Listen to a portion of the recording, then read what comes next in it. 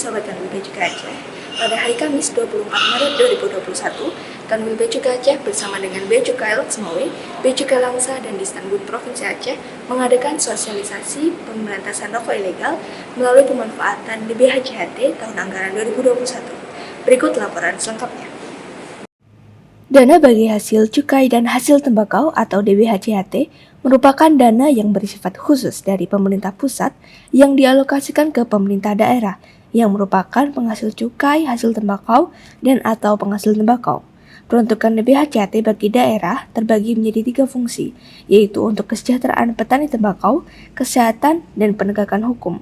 Untuk itu, pada Rabu 24 Maret 2021 ini, Ali Subagio, Kasih Humas Kanwil Bea Cukai Aceh, menjadi narasumber pada acara sosialisasi cukai pemberantasan rokok ilegal dalam upaya pemanfaatan dana bagi hasil cukai hasil tembakau yang diselenggarakan oleh Dinas Pertanian dan Perkebunan Disdagduk Aceh, serta dihadiri oleh Muhammad Munif, Kepala Kantor Bea Cukai Loksmawe, dan Tri Hartana, Kepala Kantor Bea Cukai Langsa.